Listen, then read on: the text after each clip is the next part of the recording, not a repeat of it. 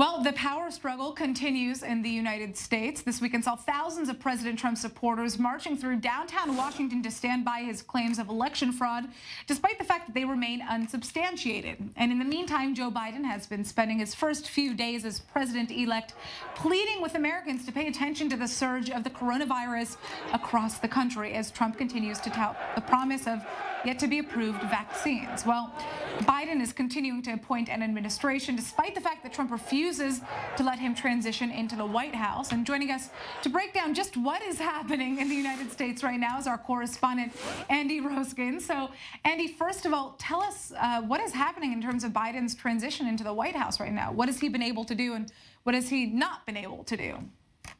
Well, Joe Biden is doing exactly what all president-elects should be doing. He's forming a cabinet right now. He's holding daily briefings. But the problem, Natasha, is that the first formal step in any transition starts with a government department called the General Services Administration, or GSA.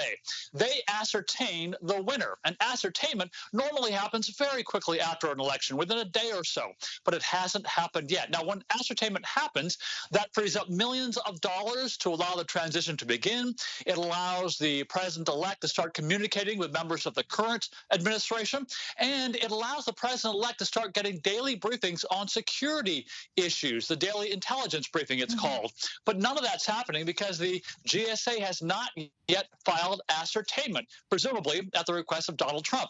Now, Joe Biden himself has been fairly calm about all this, but members of his team are howling about it. And now you're seeing even Republicans in Congress saying, look, this has to happen for a matter of national security, that the president-elect Biden get these daily briefings on national intelligence. Natasha?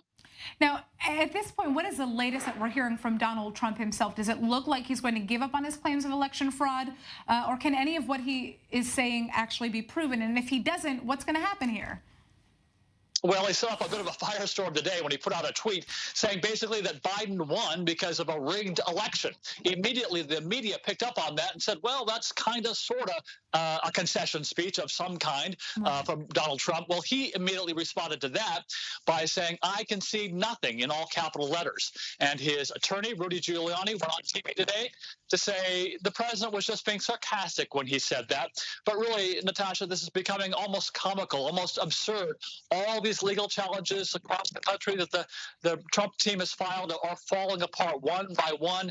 At one point, they filed incorrectly in the wrong courts.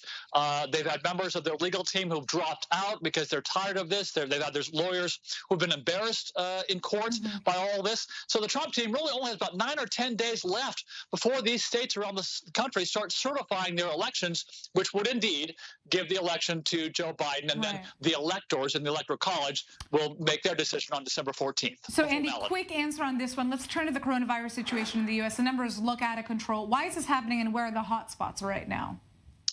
Virus fatigue. A lot of people are tired of wearing the masks. A lot of Trump supporters don't believe in masks, and it's getting cold. Wisconsin, where I am right now, a big hot spot because it's getting cold. People are going inside.